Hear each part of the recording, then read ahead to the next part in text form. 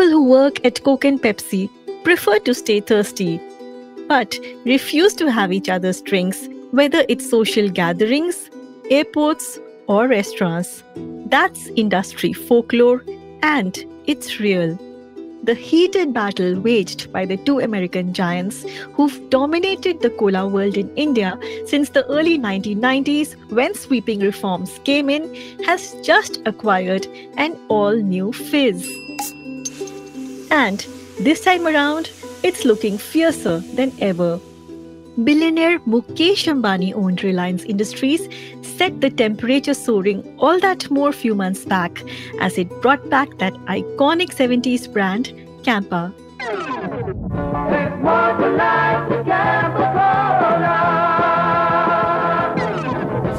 Introducing the great Indian taste.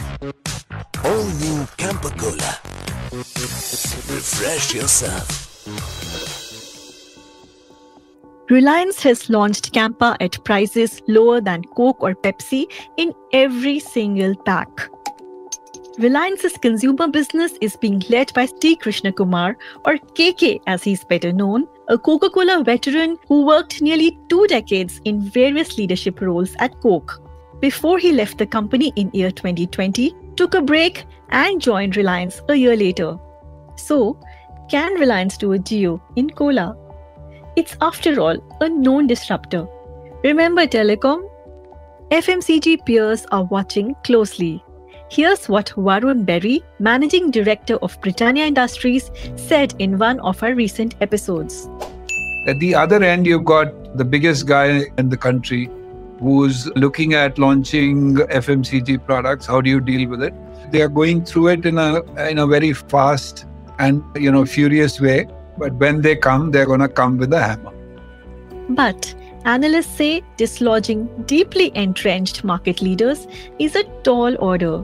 Reliance has huge financial muscle, but FMCG players know how to deal with new entrants, said Abneesh Roy, Executive Director at Nuvama Equities, in a recent report.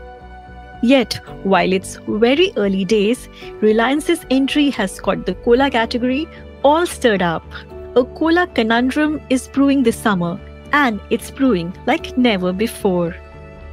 I have with me Arnab Roy, Coca-Cola's Vice President Marketing, India and Southwest Asia, a sports buff and acknowledged for his marketing aggression by colleagues and rivals alike.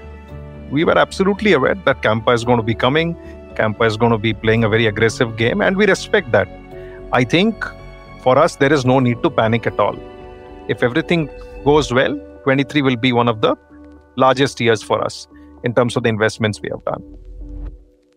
Joining me also is Rohit Ohri, without whom scripting any cola story would be incomplete.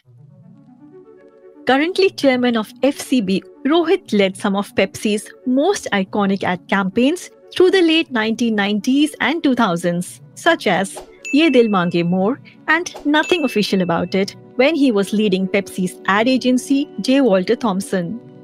You can be advertising whatever on air, but if you're not available on ground, especially in summer when it's hot and you're thirsty, you're not going to really wait for another brand or go somewhere else looking for a cola of your choice. A lot of it, I feel they're still relying a lot on the way advertising and marketing was done in the past. I think that needs to change completely. It's a whole new consumer with whole new aspirations, and we need to, talk to them in that way. And to complete the sizzling cola battle that's playing out, I have with me Dhairyashil Patil, National President of the All India Consumer Products Distributors Federation, the backbone for any FMCG company, telling me why distributors have raised the red flag on imminent price wars. There's a price drop of 33%. Our expenses are not going to go down. Our field force, the salaries, infrastructure, our logistic cost, bank interest, all are going to be the same. And that is the basic point of worry, because this is just the beginning. It's Friday, April 14th, and here's one of the fizziest stories of the season on this hot summer morning. I'm Ratna Bhushan from the Economic Times, and you're listening to The Hard Battle for Soft Drinks only on the Morning Brief.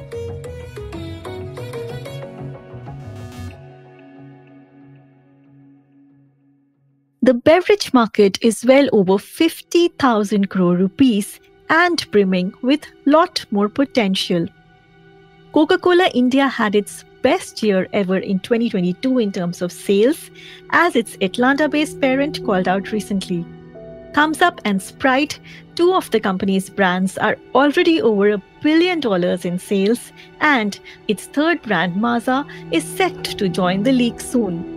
PepsiCo's bottling partner Varun Beverages stock, meanwhile, has been trading at record highs. Varun Beverages, owned by industrialist Ravi Jaipuria, is PepsiCo's biggest bottling partner in South Asia and among the top 3 worldwide. While Jaipuria's bottling business is named after his son Varun, his restaurant business is named after his daughter Devyani. The company, Devyani International, operates KFC and Pizza Hut in India. And while the stock of Varun Beverages has stayed robust, Devyani International has been having an inconsistent run, similar to other restaurant stocks, which have slowed down as consumers cut down on fast food. Arnab from Coca-Cola tells me all that's making this space so hot. So Arnab, Coca-Cola India has had its strongest year ever. Some very compelling statements made there by Global President John Murphy from a recent conference in February, where he called out India. So you're coming off a year that's shown very strong growth momentum. Can Coke India better its numbers over last year? I think obviously the goal is that it's not going to be easy. We have a lot of good tailwinds, but time is going to tell at the end of the year. Have we done enough? Have we done well to do actually better than the last year? But the intention is. And one thing is that it'll be the numbers, but the other is also the quality of the growth. Whether you're able to drive sustainable, profitable growth, whether you're able to make your brands even more stronger. So it's going to be a combination of a multiple, scorecards and multiple metrics, which will eventually, I think, let us know whether we have been able to better last year. But how doable is it to, better the numbers which you showed a strong momentum in, also aided possibly by, a post-COVID resurgence and very hot summer last year? See, I'll probably break the answer. In part one is that we continue to be very bullish on India because of the way the economy is, I would say, moving ahead. We see a strong resurgence, and we expect that resurgence to continue in terms of consumer spending. So that's one. As we are trying to expand into newer markets, especially in the rural areas, factors like improvement in electrification are very helpful for us. I think with better electrification, you can improve your cooler penetration. So yes, we keep talking about summer, Ratna. But if you look at the last 3 years, I think the importance of summer after COVID has been it's going down. It's not that, summer is not important. But I think the importance of summer, what we call seasonality, will eventually flatten in India. And it's improving, and it's going in that right direction, which makes the second half very important for us. In the second half, you always have the festivals, which are a big, platform for us to go and activate. And then you have the ICC World Cup. I believe that can be an amazing platform for us to ensure that our activation, our stores, everything is continued. So we continue to be very optimistic about the performance this year. The summer might be good, the summer may be bad. That's the reality of, global weather today. You have no control over that. But at the end of the day, if your strategy is well executed on the ground, I think eventually you should be able to get over the issues of the summer not being strong enough, as you mentioned. Got it. So soft drinks is a daily business, as everyone in this industry talks about. But like you said, the weather has been wildly unpredictable, especially this year. We've had rains in March. We have had an unusually cool April. And the forecasts are, inconsistent. So does all this disrupt your execution plans? Honestly speaking, in the short term, it does impact our execution on the ground. Because when you are not having predictable weather, it starts with how you're planning your inventory levels, how you're planning your routes. But I think while this is a challenge, eventually we'll have to accept that these kind of uncertainties are going to be there on an everyday basis. It could be weather, it could be something else.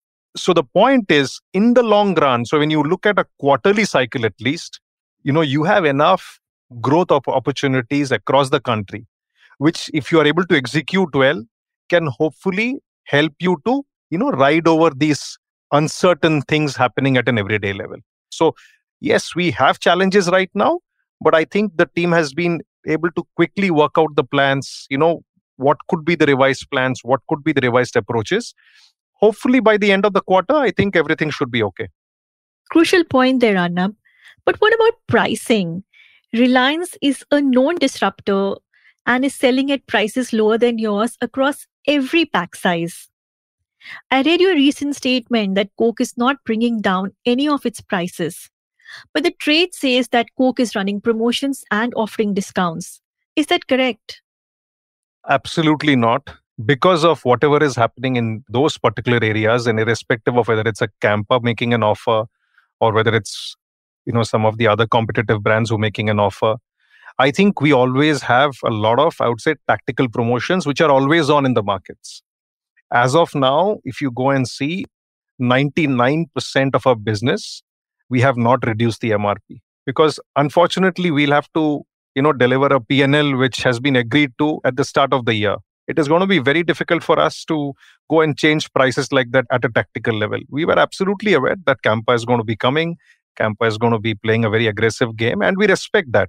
But for us to go and make price changes at a spontaneous level, whether it's in any market, I think it is not going to be possible in the system in which we operate. Are there going to be tactical promotions? 100% there are going to be tactical promotions, but that is irrespective of what Campa is doing there. Okay, moving beyond Campa, this price war space has gotten a lot more aggressive and there are many regional brands competing for share. Is it a space that you're considering entering? And the reason why I'm asking is that, even an HUL has a mass-priced wheel detergent to compete with Ghari. So can the big soft drink companies overlook this entire regional price warrior space? So again, in any market, in any part of the world, this is a free market. You will always have a lot of competitors. We welcome competition because eventually they're going to help the category grow. At the end of the day, we completely kind of believe that even in the brands that we operate, there is so much of headroom to grow in the price points we are operating right now. I think for us, there is no need to panic at all. Now, are we kind of ruling out launching low price brands in the future? No, but there needs to be a clear-cut rationale and a clear-cut strategy as to what that low price brand is going to play in the long run. So as of now, I'm not saying it's off the table. Do we have plans immediately? No. Is it there in the long-term story for us? We are always looking into options like that, Ratna. That's true. And that brings me to marketing and advertising, which is absolutely crucial for a consumer-facing brand like yours. How much is your strategy changing? Young people are not watching television anymore. The media landscape has gotten so fragmented. Attention spans are limited. So how do you reach your core consumers? I think there is going to be a lot of disruption. I firmly believe that the marketing model that most FMCG brands, including ourselves, have been operating with is out here to be completely reshaped right now. The impact of TV is going to go down. We are very clear about it. That's been the trend across the world, and it is 100% going to happen even here. But TV is not going to go away completely. Live events will continue to be big because we believe that that's almost like a family event. You need the scale. You don't get the same experience when you watch it on your phone. Therefore, what should brands like us do? I think the way we have been marketing our brands for the last 25 years at least, even more than that, it's not really changed.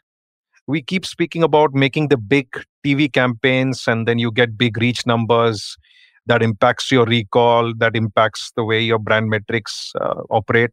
That is not going to happen anymore.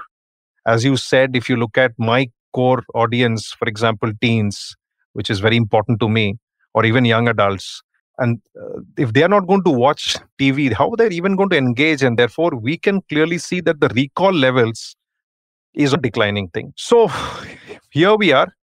And whether I have all the answers, I don't. We are doing a lot of experiments as we speak in all our brands. But I think over the next 2 to 3 years, you'll see the marketing model completely changing in the way at least our company is going to be operating. You said you were doing a lot of experiments. Are there one or two that you'd like to share? It'd be very interesting to know. Yeah. So one of the big bets we have taken is Coke Studio. We'll obviously have to see how it works at the end of the year. We feel very good about what we have seen so far. And the results we got from Coke Studio Bangla last year, again, not just as the number of songs and the number of views, but the way I think we were able to leverage the asset and the property to drive our business. I think that is going to be very important. So that's one example. I think within the Coke Studio ecosystem, a lot is going on. I think what you see is the song. In the back end, there's a lot of other stuff happening on the digital marketing side. And I feel quite good about it. I know you don't give, figures as such, but the spends that you're talking about, marketing spends, like you said, there'll be a lot more. There's the ICC Cricket World Cup also this year. So are you going to incrementally increase your spending over the last year? So the spends are a factor of how much is it going to be our business size. I don't have free money here. So it has to be how I'm going to manage my P&L. So it's going to be a rolling estimate, I think, Ratna. So the intention is to ensure that we don't cut marketing and we increase marketing, because as our business grows, the business we are in is in the business of brands. Brands will have to get stronger. Brands will have to get healthier. You cannot have that without investing in, incremental investment in both of them. So absolutely on paper, there is going to be incremental investment. That's the plan. In fact, overall, for 2023, as it happens every year, this is the highest ever marketing spends we have ever done. So as you make your business plans, I think every year you're going to be investing more than the previous year. So until December 2022 ended as the biggest investments we had done in marketing in the history of the country. And I'm talking about even inflation adjusted, right? So 23 is exactly in the same trajectory. If everything goes well, 23 will be one of the largest years for us in terms of the investments we have done. But the pop and sizzle of any soft drink story wouldn't be what it is without the star power of Shah Rukh and Sachin engaged in on-field banter. Hi, Sachin. Sachin. I'll take it from here. Thanks. Thanks. All the best. Akshay pulling off unbelievable stunts to endorse Thumbs Up. आखिरी thumbs up? वो क्या होता है?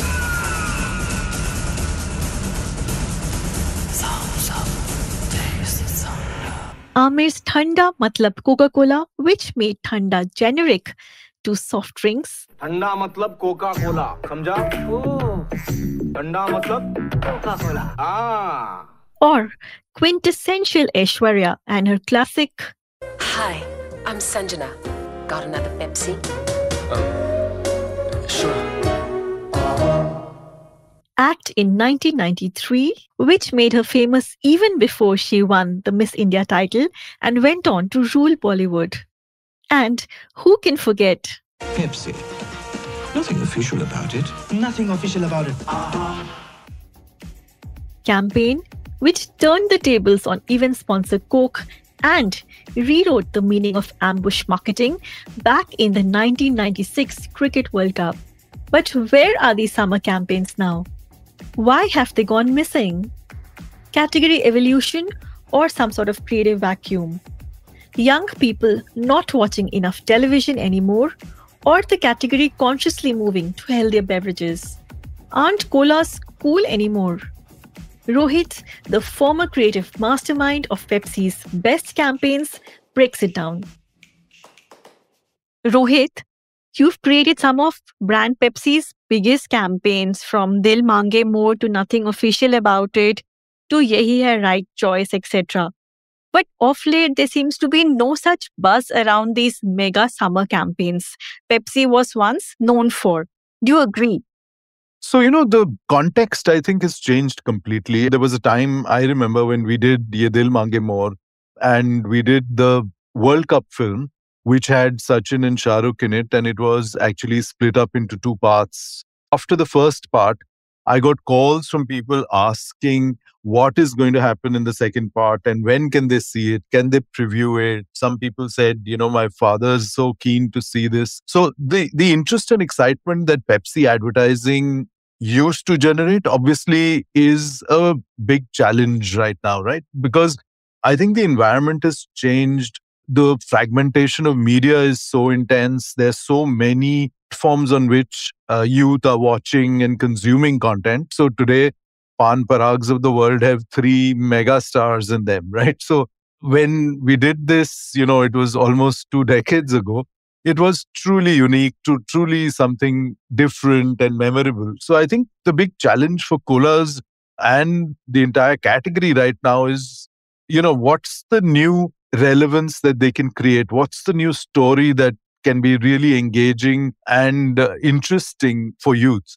I also want to add here, is it that the fizzy drinks category itself has gotten diffused? They are like sports drinks, glucose, water, etc. So, hydration has taken a much more larger space in their portfolios. So, is that also a reason? So, the thing is that yes and no, right? So, the interesting part of the story is that, India is so large, so diverse, with so much of income and disparity that what is true is also untrue at the same time. And that is the fact of the matter is in urban centers, in more the South Mumbais and the South Delhis of the world, there's a more acute consciousness about health, and the youth are moving out of, aerated beverages into healthier options, and they have a repertoire of consumption. It's not just the colas, right? So they have many choices. At the same time, there's another youth in a smaller town in the heart of India where there is no stigma with cola at all, right? So there's no stigma about, aerated drinks. It's very easy for us to say, oh, the entire youth population has moved to, healthier options. It is not true, right? So in many ways, we've, really touched just the tip of the iceberg. If you look at the per capita consumption of soft drinks in India, it's still among the lowest in the world, right? So there is a huge opportunity. There is a lot of headroom still to grow. And I think where the growth will happen is really the important part of it, right? So that I think is something that cola companies really need to look at and I suppose are looking at this point. Rohit, is there some sort of fragmentation that's playing out in the category? Or is the absence of big cola campaigns to do with the creative vacuum? I feel they're still relying a lot on the way advertising and marketing was done in the past. I think that needs to change completely. It's a whole new consumer with whole new aspirations, and we need to, talk to them in that way. So using the right medium, using the right platforms really to connect with youth is critical. The way communication happens with youth today cannot be seasonal, right? So Pepsi or a beverage used to always come in, we used to always say that come in at the shoulder of the season, which is early April. You come in, and then April, May, June, before the monsoons come in, you are advertising, and then you fade away, and then you come back again in the second season, which is sometime September, October, right? So the thing is, those opportunities are no longer the same, right? So it cannot be in these islands. You have to find a way to communicate with youth, connect with youth over a period of time. It's a dialogue, it's a conversation. And that's really what will make this, a big success. Right. With a third new player coming into the picture, do you expect a return of the cola ad wars? I mean, I would imagine that there is going to be disruption in the market. I'm not so sure it's going to be an ad war. I feel that the war will be fought on different grounds, which is, one of the big things is really about availability and key accounts, right? So you may see an ad of a cola, but if it's not available on ground or it's not available in your key accounts where you frequent, so key account is like a movie hall or a game parlor, etc.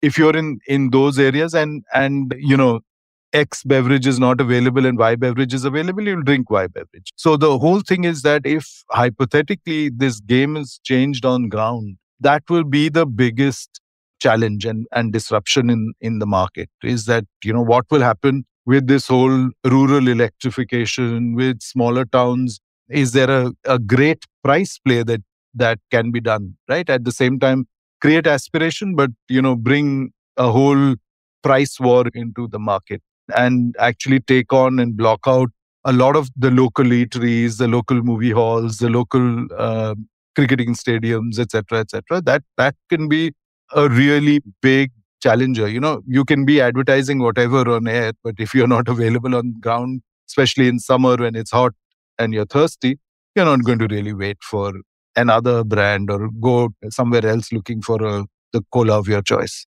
Absolutely. Every beverage company talks about de-seasonalizing the business, but as an advertiser, do you see a majority of the buzz still happening in the key summer months? Sometimes there are big properties like you have IPL during summer and you'll have the World Cup during the second summer.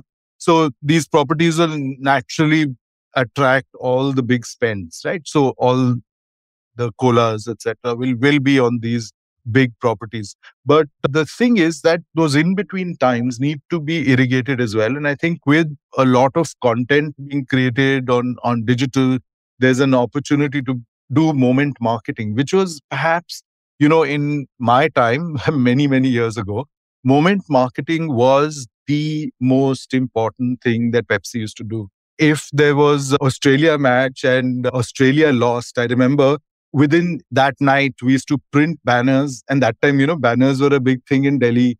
And we used to have these banners all over Delhi which said, Assi jitte, Aussie hare, And the thing is that created so much of excitement in the market. People used to laugh about it and say, okay, Pepsi is so clever and Pepsi does this unbelievable speed of response that it has. It needs to be culture, leaning into culture, right? So what is happening and what is relevant to young people, I think that's what colas need to do. I mean, it's just using celebrities, just making large ads, just using music, not going to work anymore because that's a tried and tested formula, right? So that formula has to be reinvented. I think that is the big thing that colas need to do.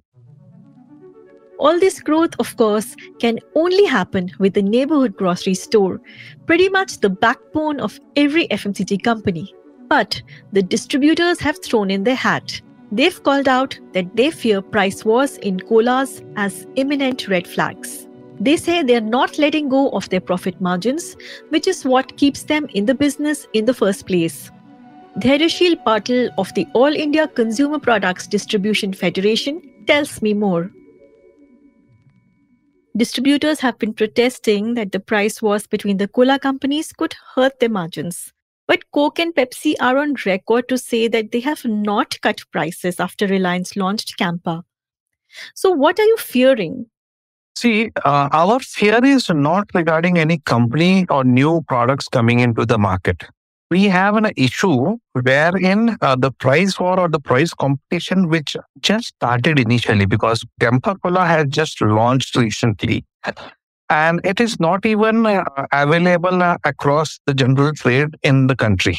The fear between these companies, the competitive companies like Coke and Pepsi, they have already started lowering their MRPs.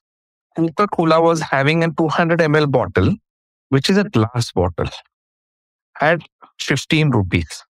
Campa Cola has launched a PET bottle in 10 rupees, that is 200 ml.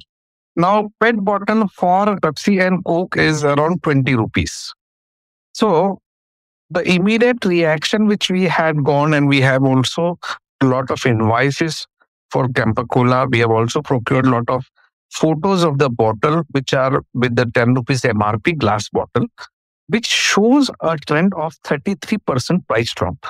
And that is the point of worry because this is the first product which is coming out into a market in front of such giants, which is creating an unrest between the distributors. If there's a price drop of 33%, our expenses are not going to go down. Our field force, the salaries, infrastructure, our logistic cost, bank interest, all are going to be the same. So nothing is going to change for us rather than a revenue loss for us. That is a revenue loss which we are going to occur. And if this case follows with all other products, then it will be very difficult for us to manage our expenses. This is our point of worry. So a price war seems imminent. What are your next steps going to be? We have been trying to ask these companies to give extra volumes. For 15 rupees, they can give instead of 200 ml, give 300 ml or give 400 ml, whatever the extra cost they want to cut on pricing. So the basic request which we are that entry level tickets which are there, entry level products which are there should not fall lower than what is minimum affordable. Okay, you have written to the companies. Have the companies responded? None of the companies have responded as of now to us, but we are positive that they will respond in a positive way because eventually they will have to go through the general trade. And if the general trade is been hurt on the margins, the general trade is not going to be happy. And that is the basic point of worry because this is just the beginning. See, as of now in FMCG, 85% to 90% is sold through general trade. And general trade consists of about 10 million outlets across the country. These people work on a margin of say about 10% to 12%. If a drop of 30-35% of price cut will come into that, it will in turn hurt their net takeaway also. Much of the India growth story in soft drinks is because per person consumption of soda is still among the lowest in the world. In 2021, the per capita consumption of soft drinks in India was at 20 liters, according to data platform Statista. That number was over 130 liters in the US. That's an enormous runway to grow. And Indian consumers, as the CEO of a large packaged foods company told me recently with amusement, are talking health, but not necessarily walking it. The stage is obviously set for a fierce summer battle and every ingredient is in place. Reliance declined to participate in this podcast. PepsiCo said it would be unable to participate since it is in pre-earning silent period. Soft drinks, as they say, are a daily game, much like newspapers. We'll be watching out for the winners and game changers closely on which way the fizz is frothing. We're signing off for now and hope you enjoyed listening to this episode. You've been listening to the hard battle for soft drinks here on The Morning Brief, and I'm your host Ratna Bhushan. This episode was produced by Sumit Pandey, sound editor Indranil Bhattacharjee, executive producers Anupriya Nair, Anirban Chaudhary and Arijit Barman. We hope you liked this episode. Do share it on your social media networks. The Morning Brief drops every Tuesday, Thursday and Friday. Do tune in to ET Play for all audio content, including The Morning Brief. You can listen to our podcast on all major podcast streaming platforms. Thank you for listening and have a nice day ahead. All external sound clips used in this episode belong to their respective owners. Credits are mentioned in the description.